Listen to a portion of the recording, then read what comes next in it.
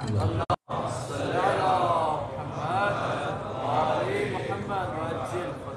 الله الرحمن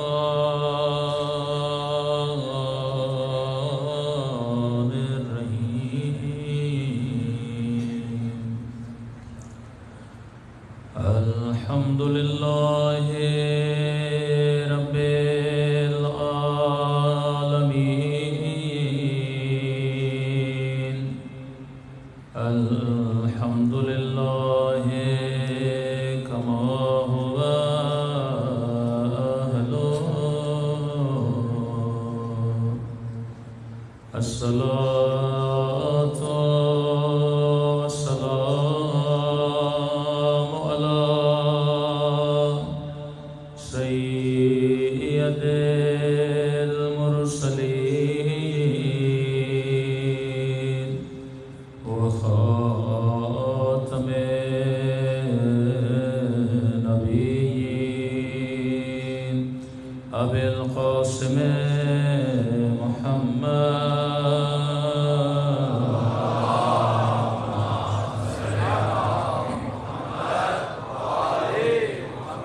وعلى آله الطيبين الطاهرين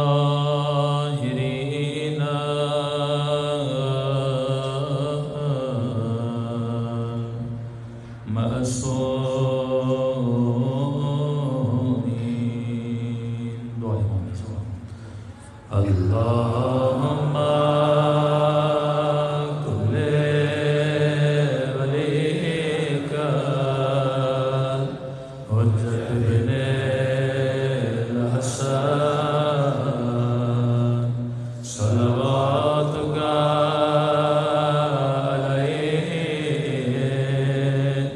وعلى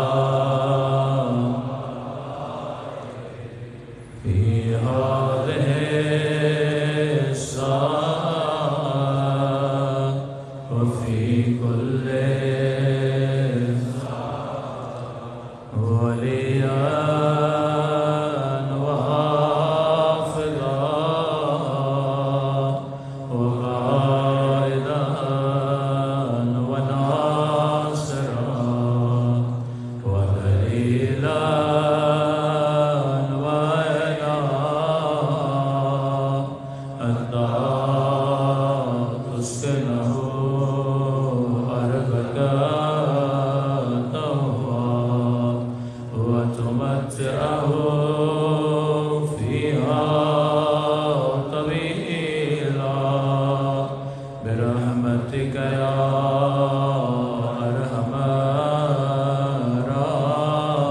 الراحمين. صلاة پڑھیں.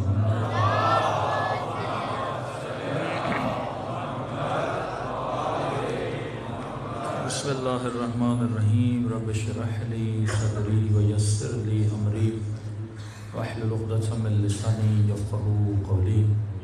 اما بعد فقد قال رسول اللہ ان الحسین مصباح الہدی وسفینۃ النجات. صلوات پڑھیں محمد وعلی محمد.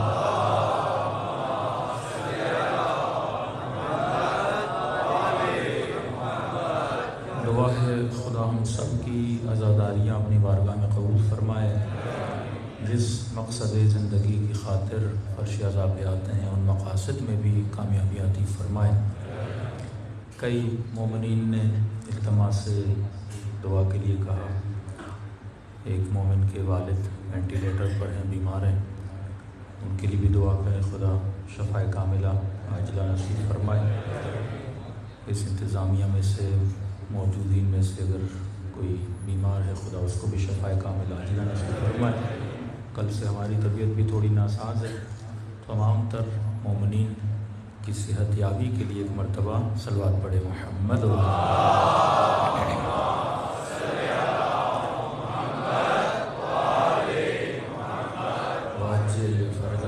آج میں تھوڑا دھیمے دھیمے پڑھوں گا اور وہ خطابت کا زور تھوڑا کم لگے گا. توجہ کے طلب گزار ہیں. عرض کیا کہ کربلا کوئی قصہ نہیں، کربلا تحریک کا نام ہے. کربلا تہذیب کا نام ہے۔ اگر ہم نے کچھ کربلا سے سیکھنا ہے تو کربلا میرے کام کی چیز ہے، لیکن اگر میں نے قصہ سننا ہے تو قصے بہت ہیں۔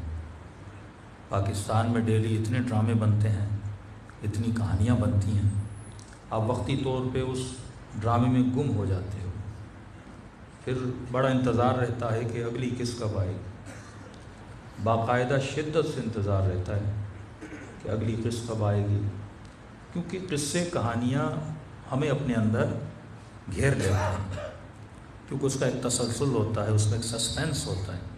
تو کربلا کوئی اس طرح کا قصہ نہیں ہے۔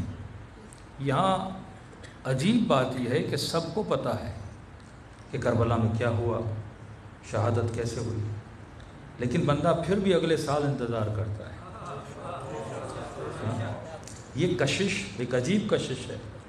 آپ نے جو چیز ایک بار دیکھی ہو اب دوبارہ دیکھنا نہیں چاہتے، لیکن ہر محرم پچھلے محرم سے زیادہ اٹریکٹیو ہوتا ہے۔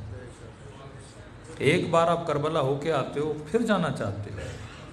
ہر زیارت پچھلی زیارت سے زیادہ اٹریکٹیو ہوتی ہے، کیونکہ کربلا کا تعلق میری روح سے ہے، کربلا کا تعلق میرے وجود سے ہے۔ کبھی کبھی ایسے لگتا ہے کہ کربلا کسی اور کی کہانی نہیں ہے، کربلا ہر زمانے کی کہانی ہے۔ یزید ایک ایسا کیریکٹر نہیں جو تاریخ کا حصہ تھا، یزید ہر زمانے میں ہوتے ہیں۔ کہ میں نے کہا کہ شکل بدل جاتی ہے، کیریکٹر وہی رہتا ہے۔ اب تو اپنے زمانے کا حر بن سکتا ہے، تو اپنے زمانے کا زہیر بن سکتا ہے۔ کہ امام رضا کی ایک روایت بھی ہے،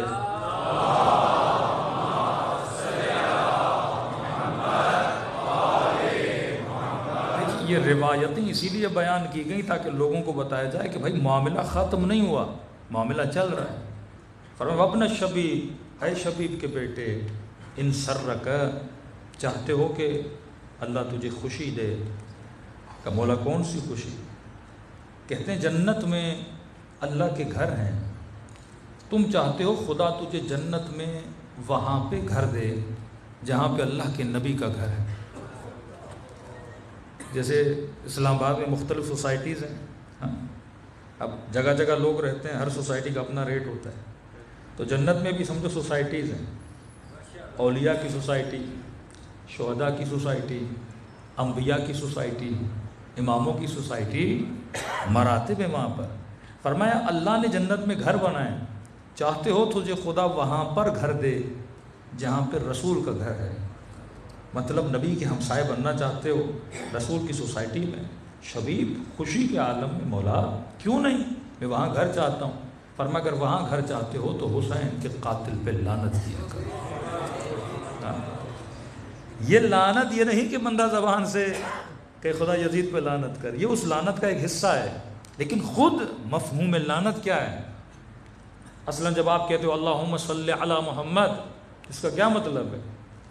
جب آپ کہتے ہو اللہم صلی علی فاطمہ، اس کا کیا مطلب ہے؟ کہ خدا صلوات کا کیا مطلب ہے؟ کہتے ہیں صلوات کا مطلب ہے نزول رحمت، لعنت کا مطلب ہے نزول بلا، بدبختی۔ کہ جب جب آپ یزید پہ لعنت بھیجتے ہو، قیامت میں جس عالم برزخ میں جس جہنم میں یہ بدبخت جل رہا ہے، اس کا عذاب کیا ہوتا ہے؟ شدید ہوتا ہے۔ دوسرا لعنت کا مطلب یہ ہے کہ جتنی نفرت تجھے یزید سے ہوگی اتنا تو یزید سے کیا ہوتا جائے گا؟ دور ہوتا جائے گا۔ ایک مومن خدا نخواستہ کوئی مسلم اگر شراب پیتا ہے تو ہم اسے اس شراب سے نفرت دلانے کے لیے کیا بولتے ہیں؟ یزید بھی شرابی تھا۔ تو اس کیریکٹر کو دیکھ کر اس عمل سے اس کو کیا ہونے لگتی ہے؟ نفرت ہونے لگتی ہے۔ تو کربلا دو کیریکٹرز کا مجموعہ ہے، ایک طرف جہالت کھڑی ہے، ایک طرف عقل کھڑا ہے۔ دو لفظ میں نے کل آپ کے خدمت میں بیان کیے تو اس کی تفسیر بیان کریں گے۔ ایک ہے علم، ایک ہے عقل، ایک ہے جہل۔ ہمارے یہاں جاہل کیسے بولا جاتا ہے؟ جس کے پاس علم نہیں۔ اہل بیت کی ڈکشنری میں جاہل کی یہ تعریف نہیں ہے۔ ہم جاہل کیسے بولتے ہیں؟ جس کے پاس علم نہیں ہے۔ بھائی جناب ان پڑھ ہیں تو کیا ہیں؟ جاہل ہیں۔ مولا ایسے کو جاہل نہیں بولتے، کیونکہ کئی ایسے ان پڑھ ہیں کئی پڑھے لکھوں سے بہتر ہیں۔ ایک پروفیسر صاحب ہیں، کوئی ڈاکٹر صاحب ہیں، ایک ان پڑھ آدمی ہے 5 درجے بھی نہیں پڑھا لیکن اس سے زیادہ نیک ہے، اس سے زیادہ متقی ہے، اس سے زیادہ پرہیزگار ہے۔ علم آنے سے تقویٰ نہیں آتی، علم آنے سے تہذیب نہیں آتی۔ اب اہل بیت کی نگاہ میں علم کی بھی ڈیفینیشن الگ ہے۔ مثلا آپ انجینئرنگ کو علم بولتے ہو، آپ ڈاکٹری کو علم بولتے ہو، آپ سائنس کو، اہل بیت اس کو علم نہیں بولتے۔ اہل بیت ان علوم کو ٹول مانتے ہیں۔ مثلا آپ انجینئر بنے، انجینئر بن کے کیا بناؤ گے؟ بلڈنگ بناؤ گے۔ بلڈنگ بنانے کا علم ایک ٹول ہے۔ کوئی کک بنا، کوکنگ کا علم آ گیا، کھانا بنائے گا۔ کوئی ڈاکٹر بنا، اسے آپریشن کرنا آتا ہے۔ یہ علم ابزار اور ٹولز ہیں ذریعہ معاش کے لیے۔ اہل بیت جس کو علم مانتے ہیں وہ ہے علم النفس، وہ علم جو بندے کو خدا کے قریب لے کر جائے، وہ علم جو انسان کو طرز زندگی سکھائے۔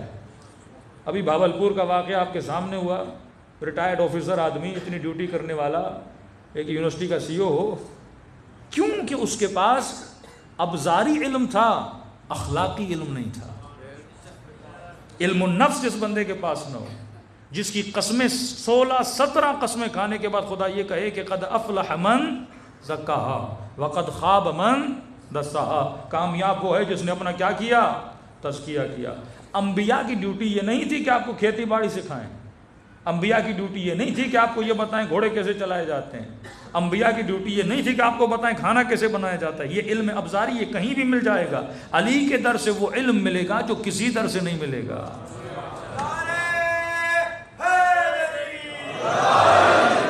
وہ علم ہے علم النفس، جو ہر بچے پر لازم ہے آپ بچے کو سکھائیں، خود بھی سیکھیں کہ بندہ ڈاکٹر ہے پر اخلاق نہیں۔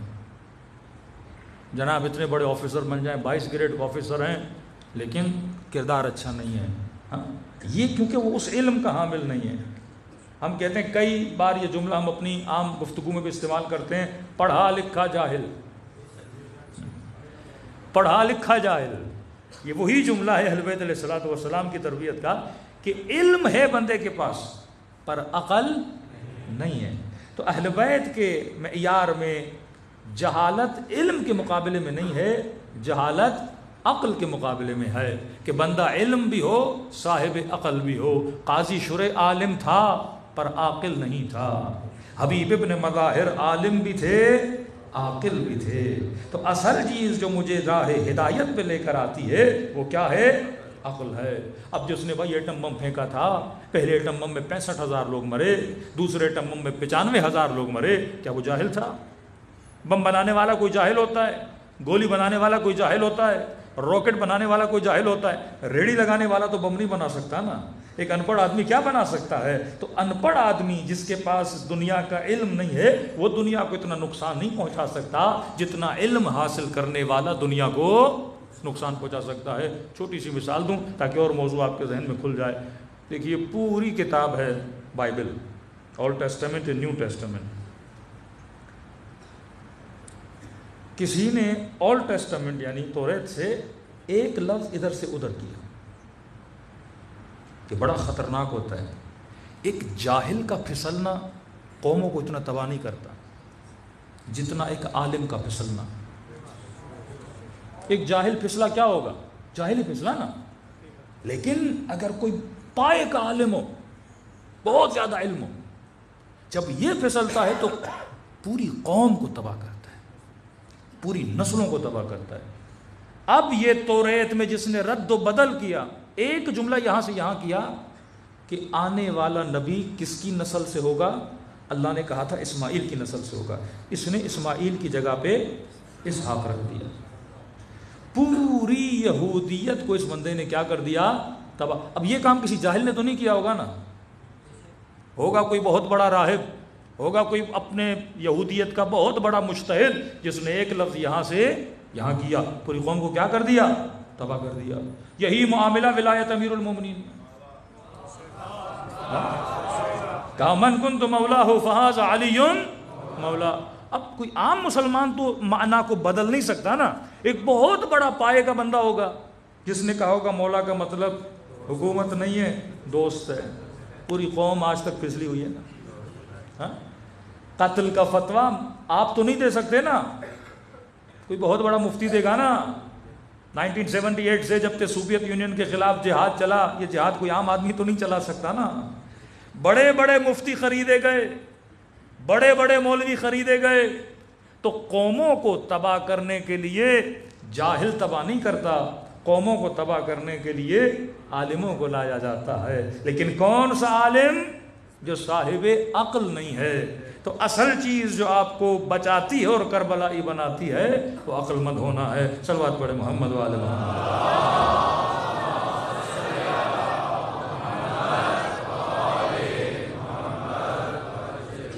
اب عقل کیا ہے اس کی تھوڑی سی تعریف کر دیں، پھر میں کربلا کی اصولوں میں سے ایک اصول کا دوبارہ ذکر کروں. صلوات پڑھے محمد وآل محمد.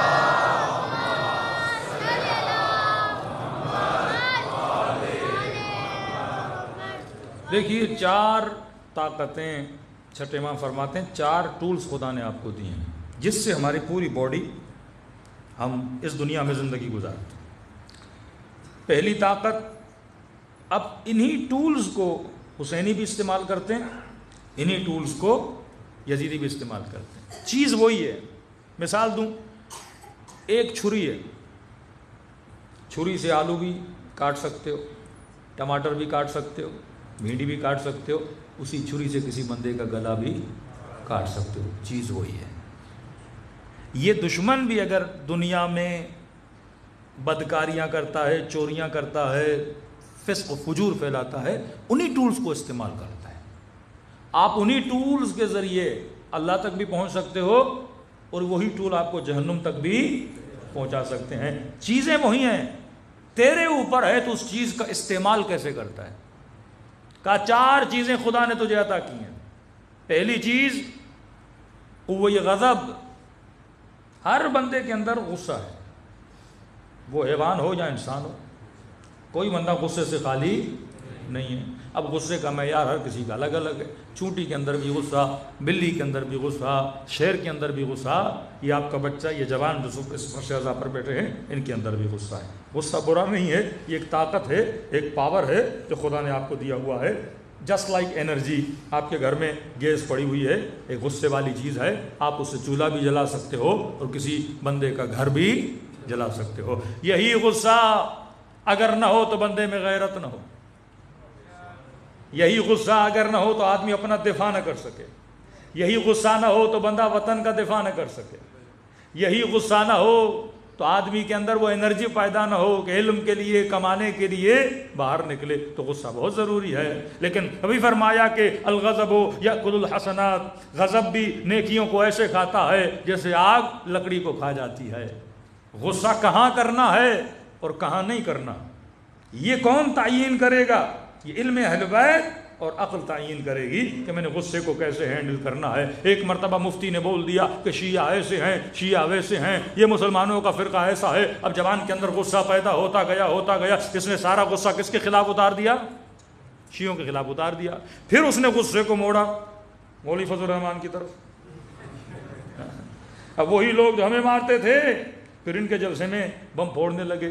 چیز کو آپ کیا کر رہے ہو؟ ڈائیورٹ کر رہے ہو نا. لیکن اسی غصے کو اگر بندہ صحیح راہ میں استعمال کرے، یہی غصہ وجود میں اور یزید کے خلاف استعمال کیا جائے.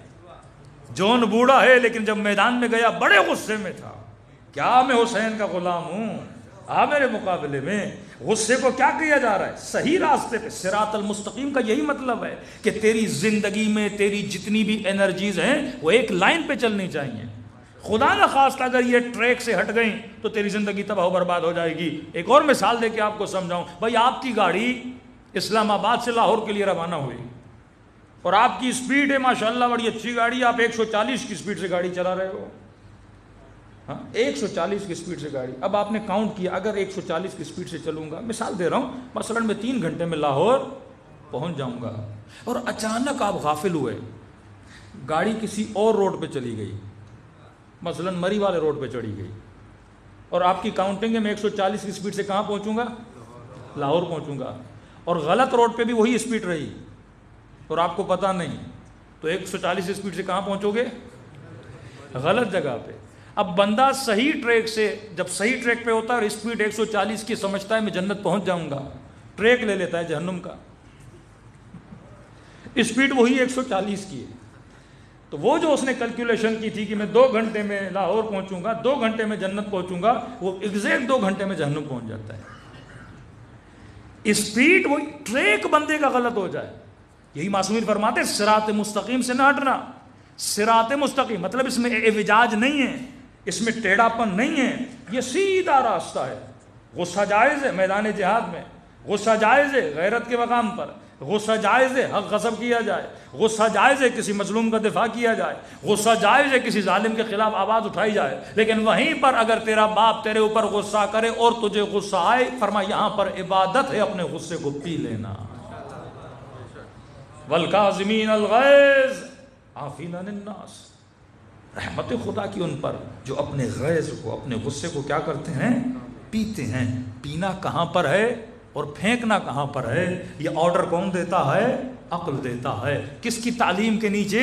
اہل بیت کی تعلیم کے نیچے دیتا ہے. تو پہلا پاور جو خدا نے آپ کو دیا ہے وہ کس کا پاور ہے؟ غصے کا پاور ہے. آیت اللہ العظمیٰ کاشف الغطا، نجف میں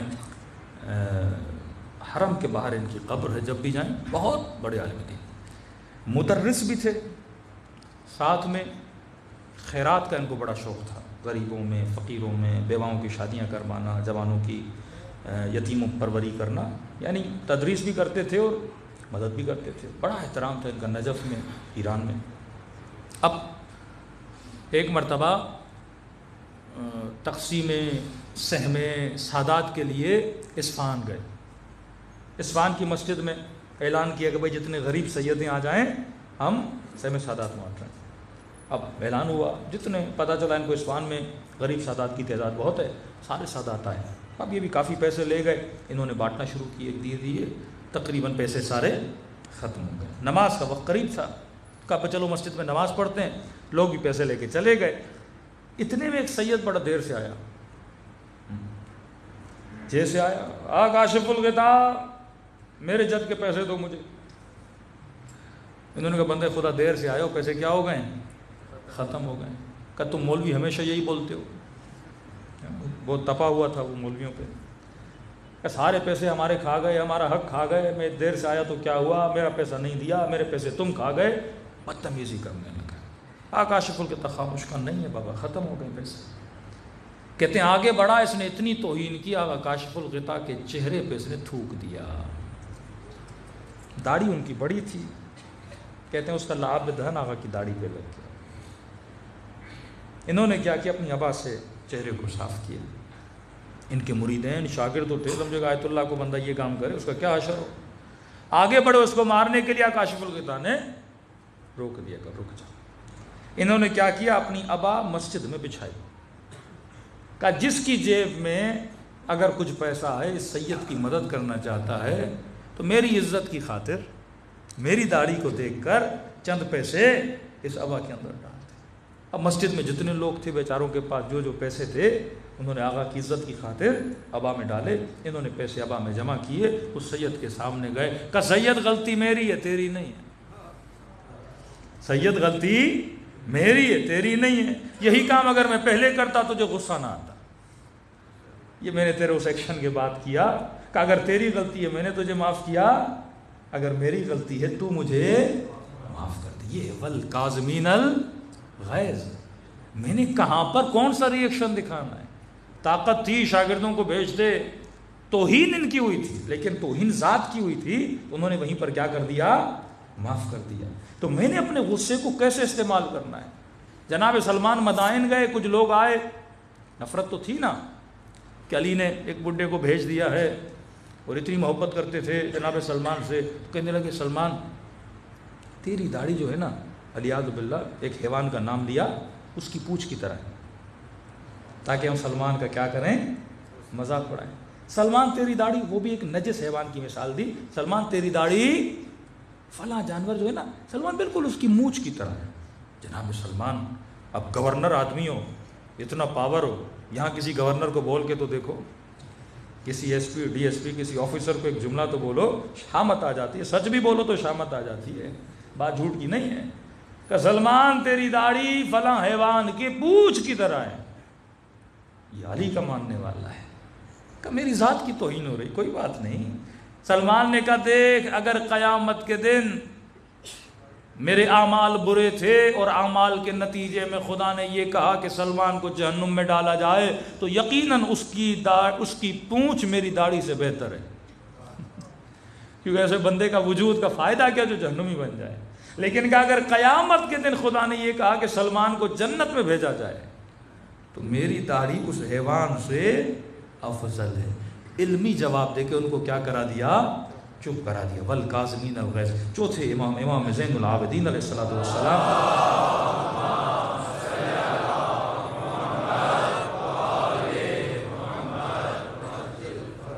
مولا کا غلام اوپر سے گرم پانی لے کر آ رہا تھا پتیلے میں، وہ پتیلا اس کے ہاتھ سے چھوٹ گیا اور امام کے سر مبارک پر آ کر لگا. کہتے ہیں مولا کے سر سے خون بھی جائے. اس طرح دو واقعات ہیں، ایک میں پتیلا گرا، وہ شاید 5ویں امام کا، ان کا چھوٹا بچہ امام کا فوت ہو گیا غلام. دوسرا یہ چوتھے امام کا واقعہ، ان کے سر پہ گرا، ان کا سر کیا ہو گیا؟ زخمی ہو گیا. اور دونوں اماموں نے رویہ سیم رکھا. اب جیسے غلام بندہ تھا نا، مولا کے ساتھ آپ یہ کام کریں تو اس زمانے میں غلاموں کو تو بڑا مارتے تھے. جیسے اس نے دیکھا امام کے سر پہ برتن گرا اور سر سے خون جاری ہوا، اس نے فوراً، کیونکہ بڑا تو اہل بیت کے گھر میں ہوا تھا نا، ان کی تربیت میں ہوا تھا، اب اس نے کہا کہیں مولا مجھ سے غصہ نہ کرے، اس نے فوراً کہا والکاظمین الغیظ. غلام نے کہا کہ خدا غصے پینے والوں کو معاف کرتا ہے. امام نے کہا میں نے غصہ پی لیا. کافین عن الناس. امام نے کہا تیری غلطی کو بھی کیا کر دیا؟ معاف کر. پھر واللہ یحب المحسنین. خدا احسان کرنے والوں کو بڑا پسند کرتا ہے. امام نے کہا میں نے تجھے آزاد بھی کر دیا. یہ رویہ اہل بیت علیہ الصلوۃ والسلام کا تھا. یہ ٹریننگز دے رہے تھے کہ اے مومن تو نے اپنے غصے کو ہینڈل کیسے کرنا ہے. اب غصے کو کنٹرول کون کرتا ہے؟ عقل کرتی ہے. عقل کیا ہے؟ اقال عربی میں بولتے ہیں جب اونٹ کے پاؤں کو باندھا جاتا ہے، کہتے ہیں ہم نے اسے کیا کر دیا؟ اقال کر دیا. اردو میں بولیں تو گرہ لگانا. کسی چیز کو آپ نے یہاں پہ گرہ لگا کے کیا کر دیا؟ باندھ دیا. پائپ سے پانی جا رہا ہے، آپ نے گرہ لگا دی، پانی وہیں کیا ہو جائے گا؟ رک جائے گا. اس کو بولتے ہیں اقال. عقل اس لیے بولا جاتا ہے کیونکہ عقل بریک کا نام ہے. آپ کو غصہ آتا ہے، عقل کیا لگا دیتی ہے؟ بریک لگا دیتی ہے. یہ شناس دلاتی ہے کہ جس پر تو غصہ کر رہا ہے، غصہ کرنے سے پہلے دیکھو کہ اس پر غصہ جائز ہے یا حرام ہے. حرم ہے امام رضا میں. کئی ایسے بیمار آتے تھے، کبھی کبھی امام رضا سے بدتمیزی بھی کرتے تھے. یہ معجزہ ہم مشہد میں ہی ہوا تھا. بندہ بڑا غصے میں آیا کہ مولا رضا میں اتنے دنوں سے آ رہا ہوں، مجھے شفا نہیں دے رہے ہو. اس کے ہاتھ میں پتھر تھا، اس نے زری کی طرف پتھر پھینکا. اب بیماری کی وجہ سے کچھ ہو گیا ہوگا اس کو، اور اس نے کیا دیکھا؟ پتھر جیسے مولا کے زری پہ لگا، وہ پانی بن کے نیچے گر پڑا. یہ معجزہ سب نے وہاں پہ دیکھا. اور پھر امام رضا سے بندہ معافیاں مانگ رہا تھا. کئی لوگ ایسے اہل بیت کے ساتھ بے احترامی کرتے تھے، لیکن اہل بیت کا جو رویہ تھا والکاظمین الغیظ والا رویہ تھا. تو عقل کا کام ہے کہ یہ شناس دلائے کہ بندے خدا، بیوی کو یہ بتائے، یہ سیکھے کہ تو جس پہ غصہ کر رہی ہے اس پہ غصہ حلال ہے یا حرام ہے. بڑے چھوٹے کی تمیز دلائی جائے. شوہر بچوں پہ غصہ کر رہا ہے کہ معصوم فرماتے اپنے چھوٹے بچوں پہ کبھی ہاتھ نہ اٹھایا کرو. بالاخص بچیوں کے لیے فرماتے تھے کہ تو نے کہاں غصے کو استعمال کرنا ہے، کہاں غصے کو استعمال نہیں کرنا. یہ کس کا کام ہے؟ عقل کا کام ہے. اب عقل کے پاس علم نہیں ہے. عقل وہ پاور ہے جو آپ کو روکنا سکھاتا ہے. علم آپ کہاں سے حاصل کرو گے؟ اہل بیت علیہ الصلوۃ والسلام سے. سمجھو عقل ایک پاور ہے، اس پاور میں آپ علم اہل بیت ڈالتے جاؤ گے. اب زندگی کرنے کا طریقہ آپ کو آ جائے گا، پھر آپ بڑی آسانی سے اپنے اعضاء کو کنٹرول کر پاؤ گے. دوسرا پاور یا علی، ایک پاور ہے عقل. چھوٹا بچہ ہوتا ہے نا، بچے میں کیا نہیں ہوتی؟ عقل کا مطلب کنٹرول نہیں ہوتا بچے میں. ہاں، کھاتا جاتا ہے بیٹا بہت کھا لیا، کنٹرول ہی نہیں ہے. آپ کسی مہمان کے گھر میں جاتے ہو، ہاں کبھی بھوک بھی ہوتی ہے لیکن سارے لوگ کھانا کھا لیتے ہیں تو بندہ ہاتھ پیچھے کر لیتا ہے، بھائی گھر میں کھا لوں گا، یہاں پہ مہمان بیٹھے ہیں. ایک تمیز کے دائرے میں بندہ رہتا ہے. لیکن بچہ کبھی سوچتا ہے؟ کھائے جاتا ہے، کہتے سب نے نہیں کھایا تو کیا ہوا، میں تو کھاؤں گا. کیونکہ بچے میں کیا نہیں ہوتی؟ کنٹرول نہیں ہوتا. عقل کا مطلب کیا ہے؟ کنٹرول نہیں ہوتا. آگ کو نہیں پہچانتا، وہ نقصان دہ ہے، اس سے موت آئے گی. کئی جوان عقل سے جب زائل ہوتے ہیں، بعض اوقات ہم کیا فرماتے ہیں، بھائی 15 سال میں بچہ بالغ ہو گیا تو عاقل ہو گیا. ابھی 15 سال میں بلوغ جسمی تو آ جاتا ہے، بلوغ عقلی. آج بھی کوئی لوگ 40 سال کے پر عقل نہیں آئی ہے. ہاں 50 سال کے ہو گئے ابھی بھی سمجھتے ہیں ہم کیا ہیں؟ بچے ہیں. تو آپ نے اولاد کو یہ سکھانا ہے کہ میرے لال تیرا جتنا کنٹرول ہوگا. اب پروردگار عالم سزا اور جزا کا معیار کیا رکھتا ہے کہ مثلاً عارف کاظمی کو زیادہ جزا دی جائے, اس نے مثلاً 10 کتابیں اس مومن سے زیادہ پڑھی ہیں. نہیں, فلاں آیت اللہ بن گیا ہے تو اس کی مثلا اس کی 2 رکعت نماز کی جزا بہت ہوگی. نہیں, اللہ نہ مفتی دیکھتا ہے نہ مولوی دیکھتا ہے, نہ یہ دیکھتا ہے کہ اس نے کتابیں کتنی پڑھی ہیں. معصوم فرماتے ہیں اللہ کے جزا اور سزا کا معیار عقل ہے, جس کی عقل جتنی زیادہ اس کے عمل کا ثواب بھی اتنا زیادہ. 1000 رکعت بندہ پڑھ لے اس کو وہ شاید ثواب نہ ملے, ایک بندہ 2 رکعت نماز پڑھتا ہے اس کا ثواب اتنا زیادہ ہے, کیونکہ اس کا کنٹرول اتنا زیادہ ہے. اب کنٹرول زبان پر, کنٹرول آنکھوں پر, کنٹرول کانوں پر, یہ سارے پاور جو خدا نے دیے ہیں. غصہ پہلی فیکلٹی جو انسان کو ملی. دوسری فیکلٹی کا نام ہے شہوت. حیوان کے اندر بھی ہے, انسان کے اندر بھی ہے. شہوت بھی بری چیز نہیں ہے, کیونکہ اگر انسان میں وجود شہوت نہ ہوتا تو ازداد نسل کیسے ہوتا؟ اگر شہوت انسان کے اندر نہ ہوتی تو مرد اور عورت کی آپس میں اٹریکشن, حلال رشتے کبھی نہ بن پاتے. اس کا ہونا بھی کیا تھا؟ ضروری تھا. اب معصومین نے ہر چیز کو 3 درجہ بندی میں, یعنی 3 اس کے لیولز بنائے کہ غصہ اگر یہاں ہو تو صحیح ہے, غصہ اگر یہاں ہو تو صحیح نہیں ہے, غصہ اگر بالکل زیادہ ہو. 3 کیٹیگری. سب سے زیادہ غصہ آ جائے تو بھی برا, غصہ بالکل نہ آئے تو بھی عقل کی کمی ہے, غصہ اگر بیچ میں ہو تو اچھا ہے. شہوت بہت زیادہ ہو تب بھی بری, شہوت بالکل کم ہو تب بھی نقص ہے. شہوت اگر میانہ رو ہو تو کیا ہے؟ عین عقل ہے. کئی ایسے کرسچن, کئی ایسے بدھسٹ جو بالکل شادی نہیں کرتے, یہ بھی خلاف عقل ہے, یہ بھی خلاف دین ہے. رسول خدا کے پاس, یا رسول اللہ آپ کے 8-9 صحابی ہیں جو ڈیلی مسجد میں آتے تھے, انہوں نے اعلان کیا ہے کہ آج کے بعد ہم شادی نہیں کریں گے, ہم بازار میں نہیں آئیں گے, بازاریں ہمیں اللہ سے دور کرتی ہیں, شادیاں ہمیں بچوں میں مگن کر دیتی ہیں, اللہ سے دور کر دیتی ہیں, ہم کاروبار نہیں کریں گے, یہ پیسہ ہمیں اللہ سے دور کر دیتا ہے. انہوں نے اپنے گھروں کے دروازے بند کر دیے ہیں اور رسول خدا مصلی بچھا کے 24 گھنٹہ اللہ. نبی نے مذمت میں, ان کی مذمت میں خطبہ دیا. جس خطبے میں سے ایک جملہ جو ہم شادیوں میں پڑھتے ہیں, نکاح من سنتی, وہ ایک چھوٹا سا جملہ ہے, اس میں صرف نکاح من سنتی نہیں, نبی نے فرمایا کاروبار بھی من سنتی, بیویوں کے ساتھ بیٹھنا بھی من سنتی ہے, باہر جانا بھی من سنتی ہے, سیر و تفریح کرنا بھی من سنتی ہے. ایک جملہ ہم نکاح میں پڑھتے ہیں کہ نکاح من سنتی, تو نبی نے ساری سنتیں بتائیں کہ اے مومن اپنے وقت کو تقسیم کیا کر, جزءا للہ, جزءا لأہلہ, جزءا لنفسہ.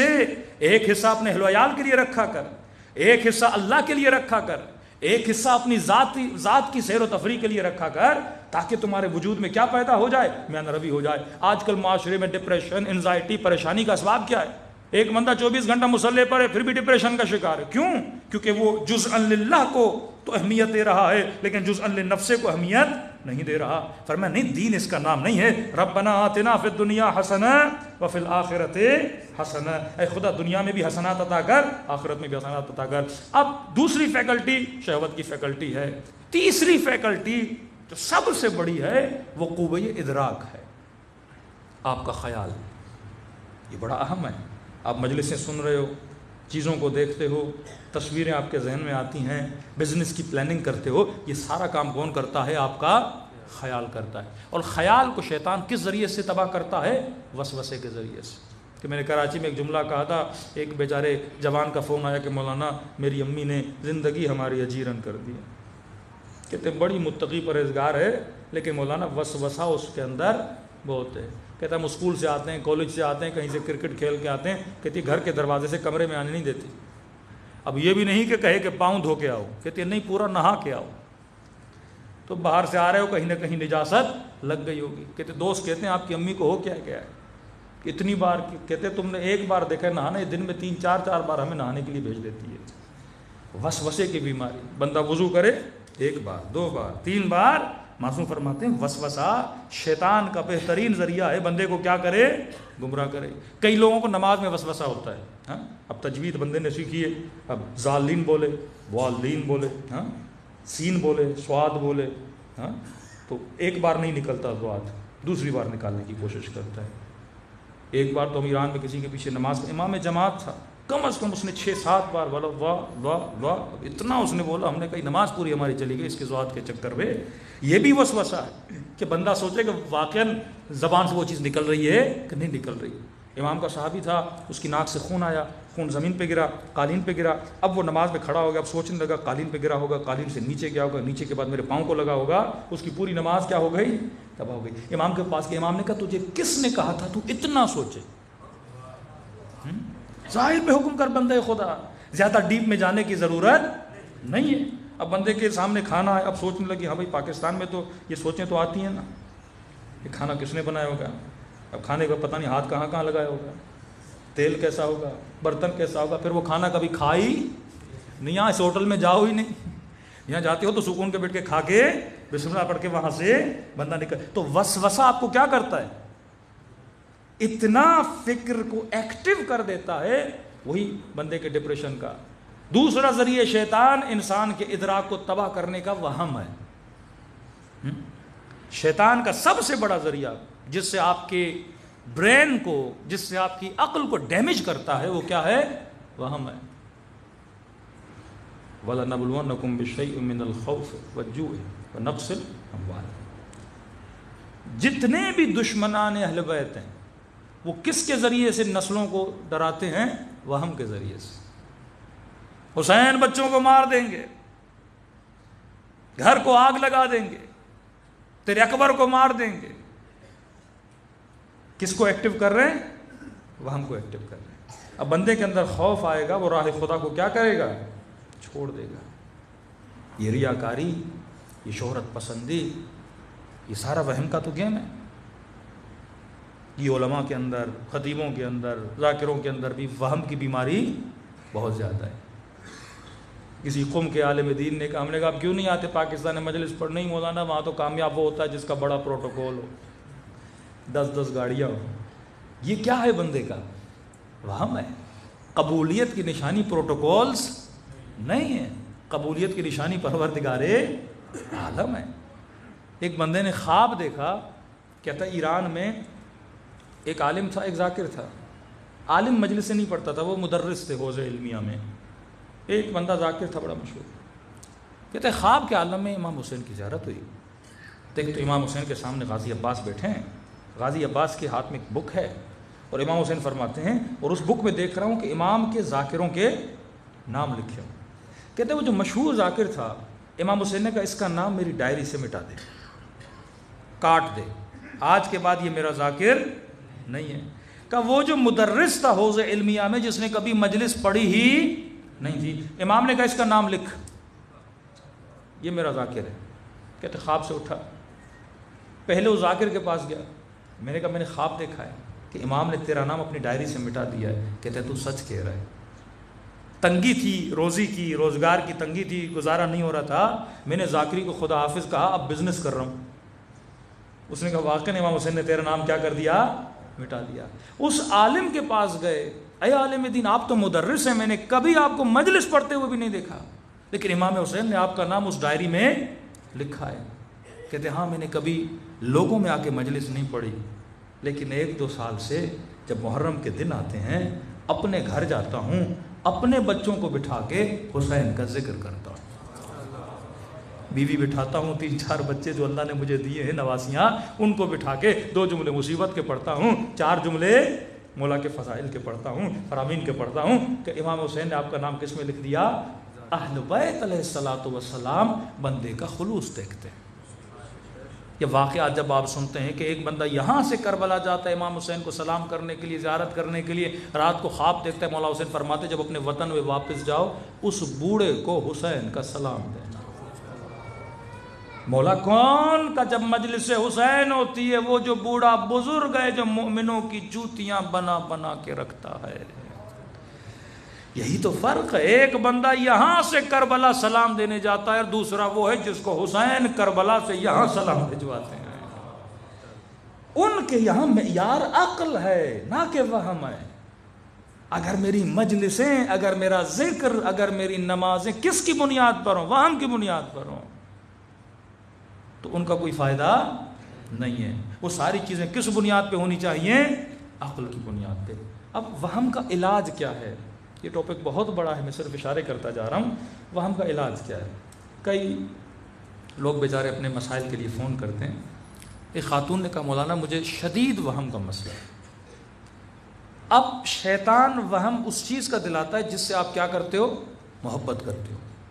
مثلا جان سے محبت ہے، اچانک آپ کو اس سائڈ پہ درد ہوا، پہلا خیال جو شیطان لائے گا بھائی اٹیک آنے والا ہے۔ اب خیال کا بھی بڑا کمال ہے، کیونکہ خیال جب آتا ہے نا تو وہ نتیجہ دیتا ہے۔ آسان کر کے سمجھاؤں، آپ کی مثلاً بڑی محنت سے آپ نے پیسے جمع کیے اور عراق جانے کے لیے، مولا کی زیارت کے لیے۔ اب آپ کی فلائٹ ہے رات کو 10 بجے، آپ ٹریفک میں پھنس گئے۔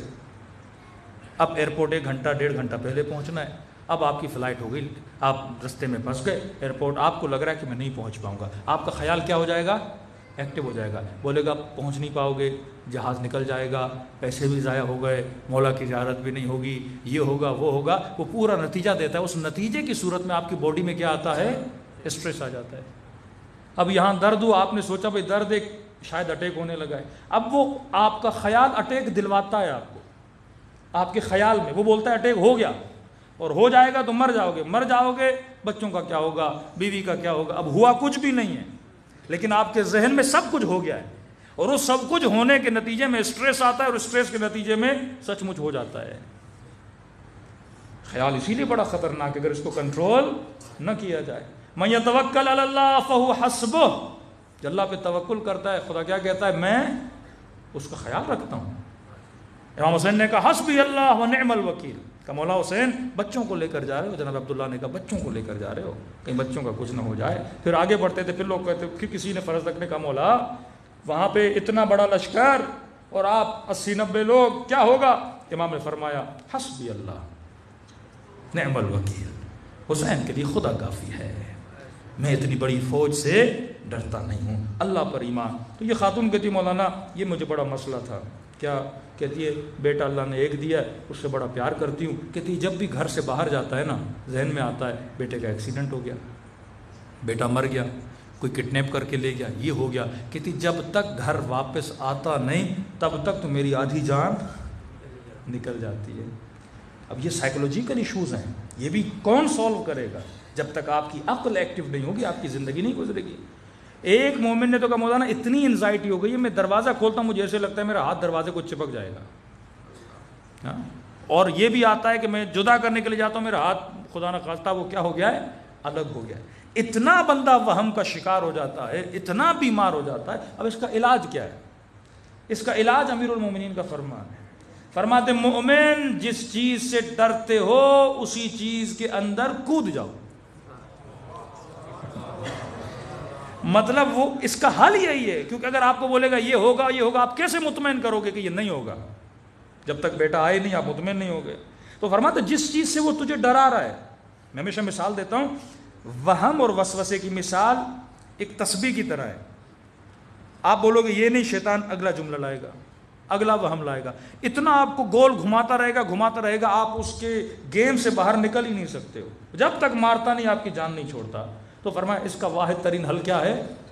جس چیز سے ڈرتے ہو اسی چیز میں کود جاؤ۔ اب یہ لگتا ہے دروازے سے ہاتھ چھوڑوں گا تو میرا ہاتھ کٹ جائے گا، بولو کٹتا ہے تو کٹ جائے۔ اب یہ بولے کہ مثلاً بیٹھو گے اٹیک آ جائے، بولو آتا ہے تو آ جائے۔ خوف کیا کر دو؟ ختم کر۔ جو نتیجہ تجھے دکھا رہا ہے اس نتیجے کو ایکسیپٹ کر لو، کہتے ہیں ہوتا ہے تو ہو جائے، حسبی اللہ نعم الوکیل و نعم المولا، اللہ میرا مالک ہے، جو ہوگا کیا ہوگا دیکھا جائے گا۔ میں نے کہا خاتون ہے تو جملہ بڑا مشکل، لیکن اس پہ عمل کرو گی اللہ تجھے نجات دے گا۔ مولانا کیا؟ میں نے کہا تجھے کس چیز سے ڈر آ رہا ہے کہ بیٹا مر جائے گا؟ بولو مرتا ہے تو مر جائے۔ میں نے کس کے حوالے کیا؟ اللہ کے حوالے کیا، اللہ کی امانت دی۔ کئی دنوں کے بعد فون آ کے تھی مولانا میرا سب سے بڑا مسئلہ آپ نے حل کر دیا۔ اب جب میں نے بول دیا مرتا ہے تو مر جائے، اگلا جملہ اس کے پاس ہے ہی نہیں، وہ اب مجھے شیطان کس چیز سے ڈرا ہے؟ یہی وہم راتوں کو آتا ہے۔ 4 دوست آپس میں ڈسکشن کریں، ڈسکشن جنات کی کریں، ادراک کیا ہو گیا؟ خیال کیا ہو گیا؟ ایکٹیو ہو گیا۔ اب دوستوں نے کہا بھائی ہم جا رہے ہیں، اللہ حافظ، اور وہ چلے گئے، اور یہ پاکستان ہے اور یہاں لوڈ شیڈنگ ہے، اور آپ گھر میں اکیلے تھے، لائٹ چلی گئی، اور وہ بدبخت 2 گھنٹہ جنوں کی باتیں کرتے رہے۔ اب بندہ اکیلا، اچانک سے چھت سے آواز آئی ٹھک، فوراً وسوسہ کس کا آیا؟ جن کا. اسے پتا ہے آپ کس سے ڈرتے ہو، وہ اسی سے ڈراتا ہے. ہاں معصوم فرماتے ہیں پہلے ان محبتوں سے، فیک محبتوں سے خود کو آزاد کر تاکہ تجھے وہ نہ ڈرائے. دشمن کس چیز سے ڈراتا ہے؟ بیٹے کو مار دوں گا. اگر بندہ ناموس پسند ہے، غیرت مند ہے، تو اس کو ناموس کا اٹیک دے گا. ویڈیو لیک کر دوں گا، آڈیو لیک کر دوں گا، عزت پیاری ہے یہ کر دوں گا. وہ ہر چیز سے ڈرائے گا. یہ ڈر ہمیں کیا بناتے ہیں؟ غلام بناتے ہیں اس کا. ہاں کمزوریاں آپ کو غلام بنا دیتی ہیں نا. یہی شیطانی وہم اور وسوسے کے ذریعے وہ پوری قوموں کو غلام بناتے ہیں، لوگوں کو غلام بناتے ہیں. اب معصوم کیا فرماتے ہیں؟ جس چیز سے ڈرو اس میں کود جاؤ. اب یہی آپ کو تھوڑی سی آواز ہے، آپ نے کیا سوچا؟ جن آ گیا. اب اس کو اور ایکٹیو. پہلے آپ کے جو سینسرز تھے وہ اتنے سینسیٹیو نہیں تھے، اور لیکن جیسے وہم آتا ہے آپ اتنے سینسیٹیو ہو جاتے ہو، اگر زمین پہ چونٹی بھی چلے نا وہ بھی آواز آپ کو سنائی دیتی ہے. ہاں اور جب لائٹ آئے گی آپ کو پتہ چلے گا کچھ تھا ہی نہیں، یہ میرا کیا تھا؟ وہم تھا. تو وہم شیطان کے گمراہ کرنے کا سب سے بڑا ذریعہ ہے.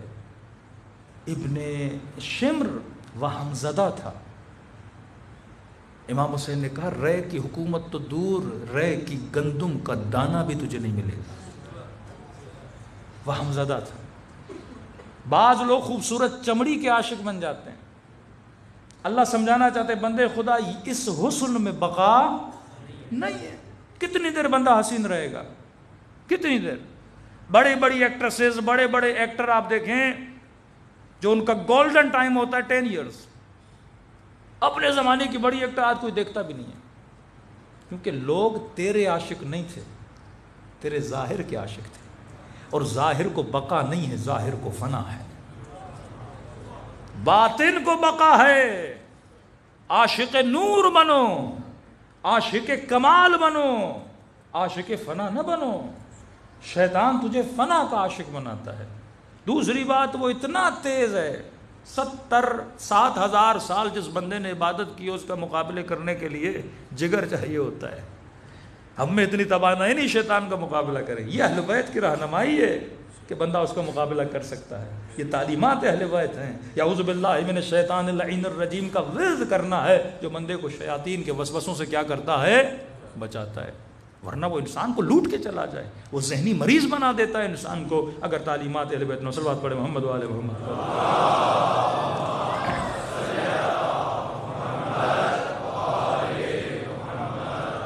اب شیطان کو بھی پتا ہے کہ انسان عاشق کمال ہے، کیونکہ یہ چیز ہماری نیچر میں رکھی گئی ہے کہ ہم پرفیکشن کے عاشق ہیں. آپ کو ہر چیز پرفیکٹ ہو تو اچھی لگتی ہے، پرفیکٹ نہ ہو تو اچھی نہیں لگتی. اب شیطان کو بھی پتا ہے، میں مومن کی خواہش ہوتی ہے اچھا گھر مل جائے. ہاں عاشق ہے، سمجھتا ہے گھر ملنے سے کیا ملے گا؟ کمال ملے گا. میری ایک کمزوری کیا ہو جائے گی؟ دور ہو جائے گی. میں تھوڑا کمپلیٹ ہو جاؤں گا. کیونکہ گھر نہیں ہے، خود کو کیا سمجھ رہا ہے؟ نقص مان رہا ہے. گاڑی نہیں ہے، کیا سمجھ رہا ہے؟ میں ناقص ہوں، ایک چیز میرے پاس نہیں ہے. تو کہتے ہیں چیزوں کو حاصل کرو، کیا ہو جاؤ گے؟ کمپلیٹ ہو جاؤ گے. پیسہ ہوگا تو جہاں چاہے اپنی ضرورتوں کو پورا کرے گا. کیا ہو جائے گا؟ کمپلیٹ ہو جائے گا. لیکن کتنا دے گا؟ چلو گھر مل گیا، گاڑی مل گئی، بیوی آ گئی، بچے آ گئے، جاب مل گئی، پھر کیا؟ اب اسے بھی پتا ہے کہ میں دنیا میں سے کوئی ایسی چیز نہیں دے سکتا جس سے اس کا من بھر جائے. کبھی انسان کا من نہیں بھرتا. لا متناہی خواہشوں کا مالک ہے انسان. پوری دنیا اسے دی جائے پھر بھی کہے گا حل من مزید، اور بھی ہے تو لاؤ. کیونکہ یہ عاشق کمال ہے، کیونکہ یہ پرفیکشن کا عاشق ہے. کہ اب یہاں پہ شیطان ایک ٹیکنیک سے کھیلتا ہے. کیا کرتا ہے؟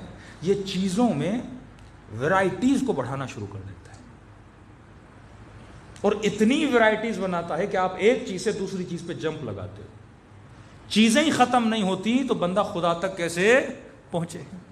وہ چیزوں میں گم، ایک گھر دوسرا گھر. اب گھر چینج کرتا رہتا ہے پوری زندگی، گاڑیاں چینج کرتا رہتا ہے پوری زندگی، موبائل چینج کرتا رہتا ہے پوری زندگی، حسین چہرے چینج کرتا رہتا ہے پوری زندگی. اس کی خواہش ختم ہی نہیں ہوتی، ایک چیز سے دوسری چیز پہ لاتا ہے. تبھی فرمایا اسلام کا ایک بڑا اصول کیا ہے؟ قناعت ہے.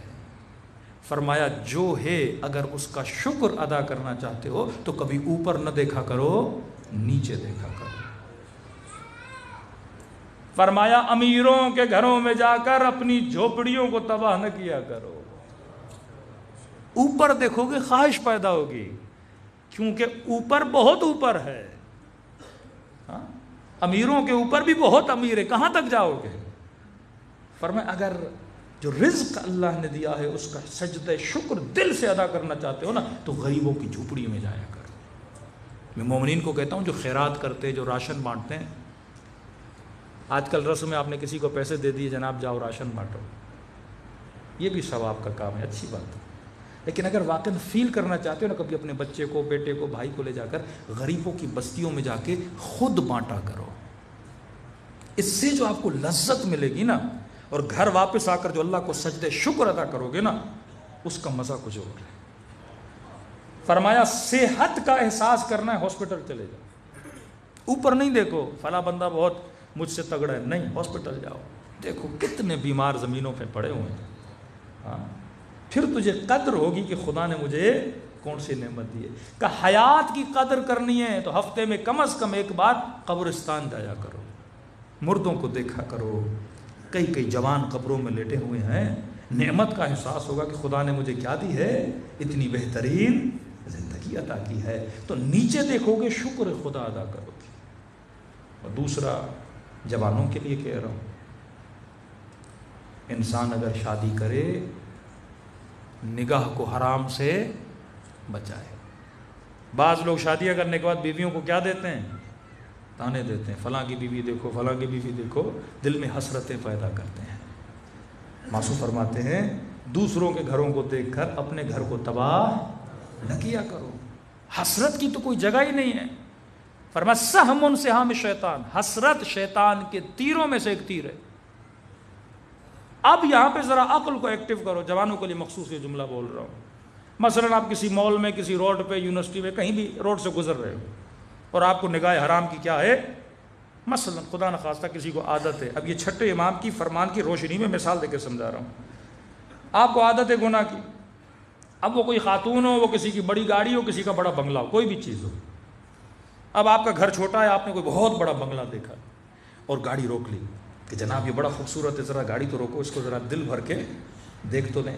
اب دیکھتے دیکھتے کیا پیدا ہو گئی، حسرت۔ معصوم فرماتے اس سے بڑا کوئی بے وقوف نہیں ہے۔ اس چیز کو کیوں دیکھتے ہو جسے تو حاصل کر ہی نہیں سکتا، فائدہ ہی نہیں ہے نا اس چیز کو دیکھنے کا جسے تو حاصل ہی نہیں کر سکتا۔ فرمایا ان چیزوں کو دیکھو جسے حاصل کرنے کی تیرے اندر توانائی۔ اب میری جیب میں 1 لاکھ پڑا ہوا ہے یا مثلا 20 لاکھ ہیں، اب 20 لاکھ لے کے میں کسی ایسے شو روم پہ چڑھ جاؤں جہاں 7 کروڑ کی گاڑیاں ہیں تو دنیا کیا بولے گی، بندہ بے وقوف ہے نا۔ اب 7 کروڑ کی، 6 کروڑ کی، 4 کروڑ کی گاڑیاں دیکھ دیکھ کے اور پھر اس شو روم پہ جاؤں جہاں پہ کلٹس کھڑی ہو اور ویگنار کھڑی ہو، اچھی لگے گی؟ خریدو گے بھی نا تو برا من کر کے اور چہرہ اترا ہوا گھر آؤ گے، یہ کیسی گاڑی ہے؟ ہاں، حسرت پیدا کر کے جا رہے ہو نا چیزوں کو خریدنے۔ ضرورتوں کی چادر اتنی بڑھاؤ، خواہشوں کی چادر اتنی بڑھاؤ جتنی تیری نیڈ ہے، پاؤں اتنے پھیلاؤ جتنی تیری نیڈ ہے۔ یہی قناعت کا فلسفہ ہے بندے خدا۔ فرماتے ہیں جتنا دیکھو گے دل میں حسرت پیدا ہوگی، اور حسرت پیدا ہونے کا فائدہ ہی نہیں ہے کیونکہ اس چیز کو تو پورا نہیں کر سکتا۔ وہ چیز دیکھ جس کو حاصل کر سکتا ہے۔ مثلا اب یہاں پہ معصومین نے پھر کھلا دروازہ رکھا ہے، جوان ہے کسی خاتون کے رشتے کے لیے جاتا ہے، پکا ارادہ ہے میں اس سے کیا کروں، شادی کروں، چیز قابل حصول بھی ہے۔ فرماتے ہیں یہاں شریعت اجازت دیتی ہے آپ اس کو دیکھ بھی سکتے ہو، یہاں تک معصوم نے فرمایا آپ اسے بولو بھائی تھوڑا چل کے دیکھو تاکہ دیکھوں کہیں ٹانگ وانگ میں فریکچر تو نہیں ہے، ہاں بندہ صحیح طریقے سے چل پھر تو سکتا ہے۔ اس پہ معصومی نے بہت کھلی اجازت دی ہے، جہاں حصول ہے، شادی کرنا چاہتا ہے وہاں پہ دیکھنا حرام نہیں ہے، کیونکہ نیت کیا ہے شادی کی، حاصل بھی کر سکتا ہے، اوقات بھی بندے کی ہے تو وہاں کوئی حرج نہیں ہے۔ لیکن بندہ روڈ پہ گزر رہا ہے، لاکھوں عورتیں وہاں پہ گزر رہی ہیں، ہر کسی کو دیکھے آہ حسرت بھرے جا رہا ہے، یہ گھر پہنچے گا تو اس کا ستیہ ناس ہی ہو جائے گا۔ خسرت دنیا والآخرہ۔ یہ عادت بڑی بری چیز ہوتی ہے، بہت بری چیز ہوتی ہے۔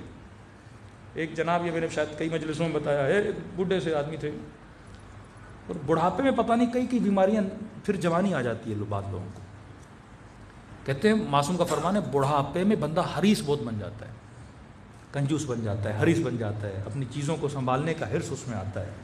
یہ بیماری بڑھاپے میں آتی ہے. اب کہتے ہیں ایک جناب بڈھے سے تھے، آگے بیٹھے تھے، ہاتھ میں تسبیح، ذکر خدا. اس دن میں نے کہا نا جہاز میں ذکر بھی کر رہا تھا، ایک شیعہ مومن کو لعنت بھی بھیج رہا تھا. ایسی تسبیحوں کا کوئی فائدہ، ذکر بھی عملی ہو. کہتے جناب بیٹھے تھے گاڑی میں، اب ظاہر بس میں خواتین بھی آتی تھی. کا ایک بدحجاب عورت گاڑی میں سوار، اس نے جیسے دیکھا کہا استغفر اللہ ربی و تعالی. پھر دوسری کوئی خاتون سواری، پھر دیکھ کے کہا استغفر اللہ ربی، کا دیکھ بھی رہا تھا استغفر اللہ بھی کہہ رہا تھا.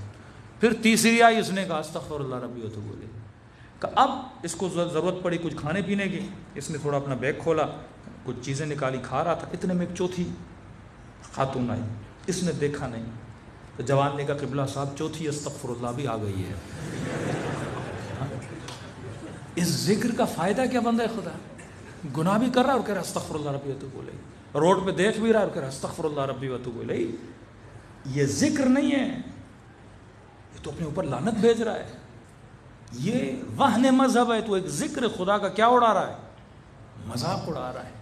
تو انسان کو پتہ ہونا چاہیے کہ واقعاً میں کن چیزوں کے پیچھے لگوں، وجود آپ کا تباہ ہو جائے گا. یہ ٹی وی آج کل کیوں جوان نسل تباہی کی طرف جا رہی ہے.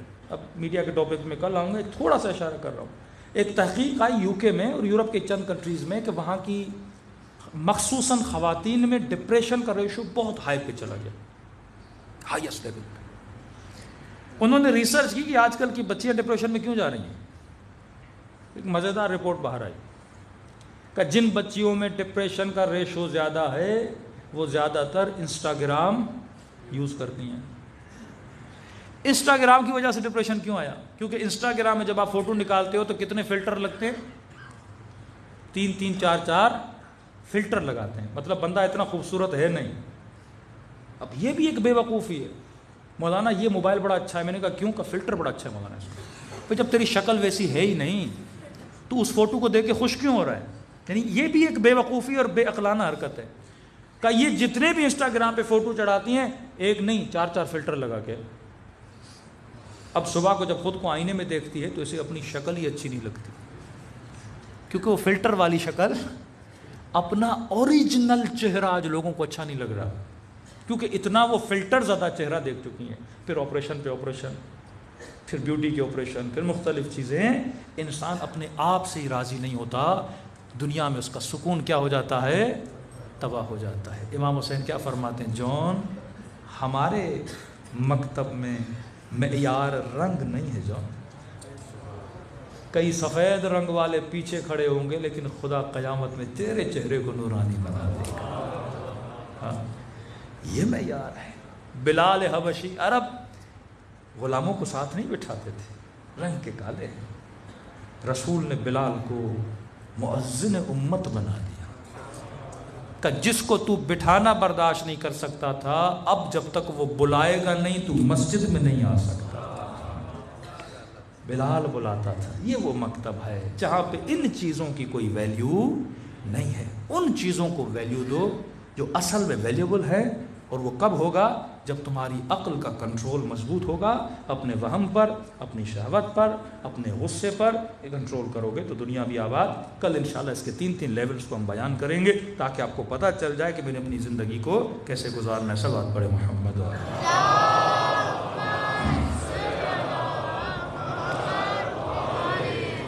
آئیے ایسے کریموں کو سلام کریں جنہوں نے ہمیں زندگی کرنا سکھایا، جنہوں نے سوچنا سکھایا، جنہوں نے بات کرنا سکھایا. اور ایسے اماموں کے جسموں کو اگر کوئی پامال کرے، کتنا جاہل ہوگا وہ جو اپنے محسن کو قتل کرے. ہاں جس نبی نے کلمہ پڑھنا سکھایا اسی نبی کی نواسیوں کو تماچے لگائے. خوف پیدا کرو اپنے وجود. انسان کا وجود کانپ اٹھے کہ یہ جہالت کتنی خطرناک ہے. انسان کو کہاں سے کہاں تک لے جاتی، قاتل زہرا بناتی، دروازے کو آگ لگا دی گئی، نبی کی بیٹی کی پسلیاں توڑ دی گئی. کئی لوگ کہتے ہیں مولانا یہ شیعوں کا جھوٹ ہے، کرب نہیں ہوا تھا مدینے میں. میں نے کہا عجیب ہو، جو مسلمان اسی سیدہ کی بیٹی زینب کی چادر لوٹ سکتا ہے، آگ کیوں نہیں لگا سکتا؟ مدینے میں دروازے کو آگ لگی، کربلا میں خیموں کو آگ لگی، مدینے میں زہرا کی پسلیاں توڑی گئیں، کربلا میں حسین کی پسلیاں توڑی گئیں، مدینے میں زہرا کو زد و کوب کیا گیا، کربلا میں سکینہ کو زد و کوب کیا گیا۔ یہ واقعہ وجود کو جھنجھوڑنے کے لیے، یعنی اگر کوئی مسلمان کربلا سنے اور پھر بھی بیدار نہ ہو تو وہ جہنم سے بہت قریب ہے، کیونکہ واقعات حجت تمام کرتے ہیں۔ یاد رکھو، جب خدا یوسف سنا رہا ہے تو تیرے اوپر حجت تمام کر رہا ہے، جب بنی اسرائیل سنا رہا ہے تو حجت کرے، حجت تمام ہو رہی ہے کہ دیکھ کربلا میں حجت تمام کر رہا ہوں۔ کون تھے جنہوں نے حسین کو قتل کیا؟ کیوں کیا؟ سوچ، غور کر، فکر کر، اور پھر بھی اگر تجھے ہدایت نہ ملے، حجت تمام ہونے کے بعد پھر جنت میں جانا ناممکن ہے۔ سلام کرے اپنے آقا کو۔ السلام علی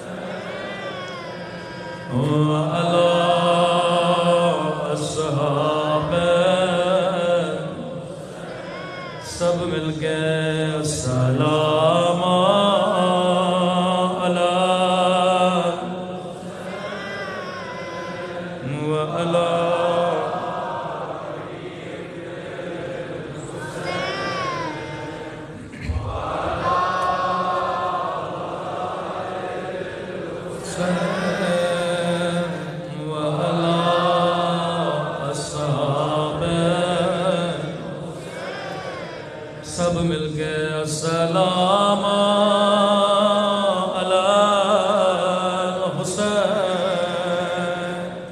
وعلی علی ابن وعلی اولاد حسین وعلی اصحاب میرا سلام ہو زینب کی لٹی ہوئی چادر پہ، میرا سلام ہو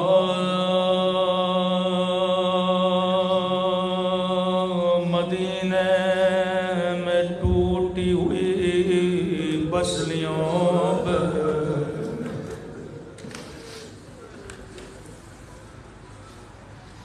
ہر مصیبت کی کوئی تاریخ ہے، پسلیاں ٹوٹنے کی بھی بڑی تاریخ ہے۔ اہل بیت میں سب سے پہلی پسلی مدینے میں توڑی گئی۔ امام حسن فرماتے ہیں ذاکر میرے اصلی مذاہب کیوں نہیں پڑھتا؟ کہنے لگا مولا میں آپ کے سارے مذاہب پڑھتا ہوں۔ فرمایا میرے اصلی مذاہب پڑھا کرو۔ مولا یہ کون سے مذاہب ہیں؟ فرمایا میرے اصلی مذاہب مدینے کی گلی میں ایک دروازے کو آگ لگے تھے، اماں زہرا دروازے کے پیچھے تھے، میں فریادیں کر رہا تھا کوئی آئے میری اماں کو بچا لے،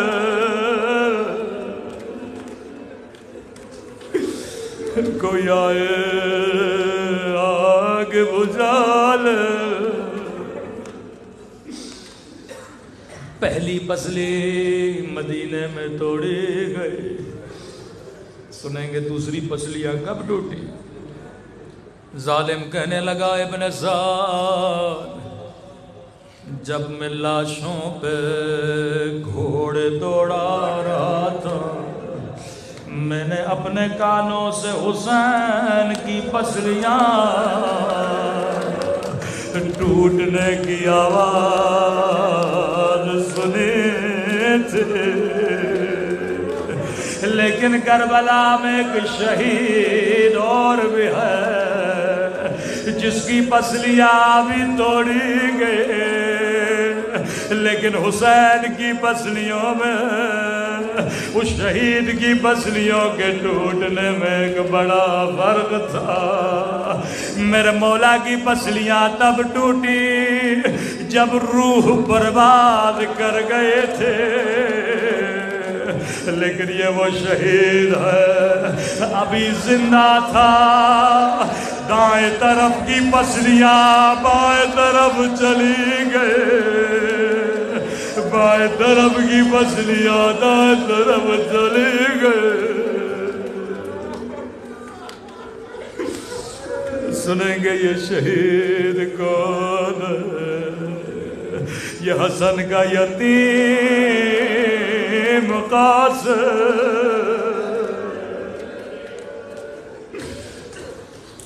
14 برس عمر۔ حضرت عباس فرماتے ہیں جب گھوڑے پہ سوار کرانا چاہا، کوئی ذرا ایسی نہیں تھی جو قاسم کے بدن پہ آئے، بدن نہیں، بدن کمزور۔ غازی فرماتے میں نے پورے خیموں کو چھان مارا لیکن مجھے کوئی ذرا نہ ملے۔ ذرا اس لیے پہنی جاتی ہے تاکہ تیر روک جائے، نیزوں کا وار رک جائے۔ حسن کا یتیم بغیر ذرا کے میدان جنگ میں گیا، دائیں طرف کے نیزے بائیں طرف نکل گئے، بائیں طرف کے نیزے دائیں طرف نکل گئے۔ کربلا کا جو بھی شہید جب گھوڑے سے گرا اس نے حسین کو آواز دی، لیکن راوی کہتا ہے قاسم اتنا چھوٹا تھا جب گھوڑے سے گرا حسین کو آواز نہیں دے، فریاد کر کے کہا اماں اماں اماں میں گھوڑے سے گر گیا۔ حسین بھتیجے کے لیے دوڑے دوڑے میدان میں پہنچے۔ قدیم علماء فرماتے حسین کو کہیں قاسم کا لاشا نظر نہیں آیا، دائیں طرف کا قاسم مجھے آواز دو، لیکن کہیں سے آواز نہیں آئی۔ کہا قاسم امام ہو کے پکارتا ہوں مجھے آواز دو، دائیں طرف سے آواز آئی جی میرے مولا، بائیں طرف سے آواز آئی جی میرے مولا۔ ہائے غربت حسین، آگے بڑے ابا کے دامن کو بچھایا، کٹی ہوئی انگلیاں اٹھائی، کٹے ہوئے گوشت کے ٹکڑے اٹھائے۔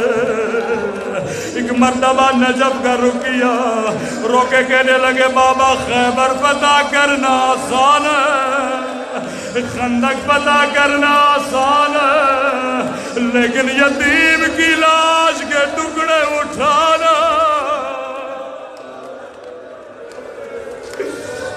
بابا بابا بڑا مشکل ہے۔ راوی کہتا حسین نے گٹھڑی باندھی، گٹھڑی کو پیٹھ پہ رکھا، خیمے کے در سے آواز دی اماں فضا ذرا بہن زینب کو بلانا۔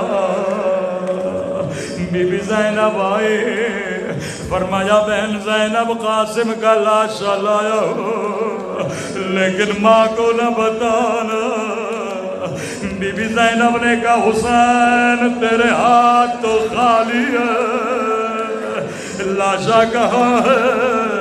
روکے کا بہن زینب یہ جو گٹھڑی میرے پیٹھ میں دیکھ رہی ہو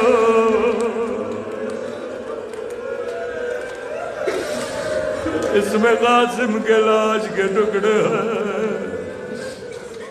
فضا کہتی ہیں قیامت کا منظر تھا، ایک مرتبہ گٹھڑی کھلی،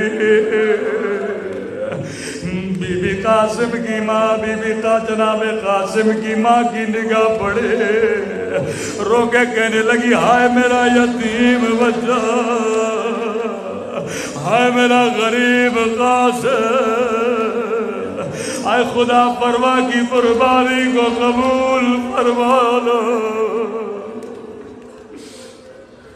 اے خدا تجھے مولا حسن کی غربت کا واسطہ، جس نے بچپن میں ماں کی ٹوٹی پسلیاں دیکھی اور کربلا میں بیٹے کی ٹوٹی پسلیاں دیکھی، اے خدا ہمارے مولا اور آقا امام زمانہ کا ظہور فرما، ہم سب کو مولا کے آبان و انصار میں شریک فرما، جو بیمار ہیں جنہوں نے التماس دعا کا انہیں شفا کامل عاجلہ نصیب فرما، اے خدا ان گنہگار آنکھوں کو امام زمان کی زیارت نصیب فرما، ربنا تقبل منا انک انت السمیع العلیم۔